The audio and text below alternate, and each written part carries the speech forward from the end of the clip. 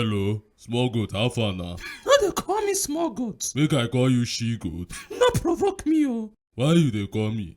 I want ask you, how old you dey again? Ask Google, I don't forget. You be vampire? I don't suck your blood before. Okay, you dey take forever living products? Why you dey ask me all this mugu question? You be Kubala? You just dey perform like say you still dey in your early 20s. You sure say you no dey take drugs? I go sand you from here. Oh. If you like, no go do 1,000 push-ups and press-ups every day. They ask me mumu questions. Now wow, 1,000 press-ups and push-ups? Abeg o, no be football go kill me. That thing wey you dey use, I know say na illegal something. And when my private investigators find am, I must report you. And then go collect all those 5 fake Ballon d'Ors dem give you. You know well, oh. Na you know well, Ojoro man.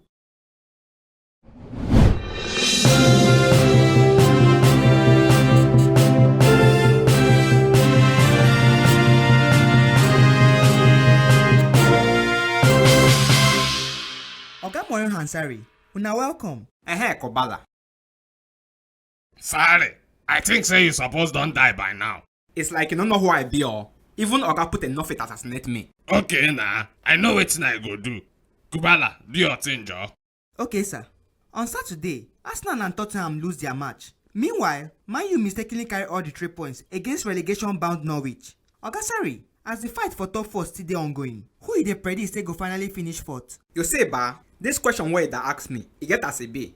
Beginning of season, as Orolo come Man U, I forswear with my life say Man U must finish top 4. Middle of season, Ateta come carry Eke, that shoot all that team wey dey in front. I can't think say na them go finish 4th. You be mumuna. Arsenal will sit top 4, fear wrong. How you go think say Arsenal go finish top 4? You know see say na Lacazette dey strike for them. Not be stay that Lacazette they play when them they win all their games. That is because Ode and the other boys they cover up for them now. But the guard no been the cover up anything, Joe. Lacazette been the play silent 9. Which one come be silent 9? Silent 9 another version of false 9. Only say instead of the striker's movement to the force, the movement go come the silent. You don't mean it. I never hear this one for my entire coaching career. That is because you know they're strategically tactical and tactically strategic in your game plan and formation execution. So now you come there strategically tactical and tactically strategic in your game plan and formation execution. Yes, nah. You get another one with them they call Invisible 9. Lukaku sabi play that one well. Now why till now we never still see waiting in that play. I don't die. What of Camouflage 9? Now Guardiola they play that one. In striker they change personality and human form. Till now, I never still detect a main striker. Today, if it be De Bruyne, tomorrow, Cancelo, the next day, Laporte, I've been at Deport. Na Laporte, sir. And then one jaw, na still the same person. Even Ederson they strike sometimes. The guy don't perfect that technique, so even I'm not sabi in striker. Boss my brain. If to say you get, I for help you. Your father left Locos, idiot.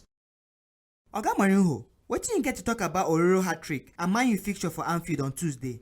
Ororo na very big goat, all of us know. But Man U wahala big passer. Liverpool go win. So you get small thinking faculty. It don't do for you. Oga Sari, on Wednesday, Chelsea and Arsenal go play their outstanding fixture. Wetin dey expect for the match? As far as say if Arsenal win, them go get hope to enter top 4. Them no go do am. That place na forbidden zone for them. As my friend here talk, them dey fear am. Thou shall not aim for top 4. Now one of their recent commandments be that. I see they laugh. Make you not forget to press that like button and share the video as it dey hot. As wetting the hot. I no get time for you. Wait, where you dey go? You never tell the people who never subscribe, say make them subscribe, oh.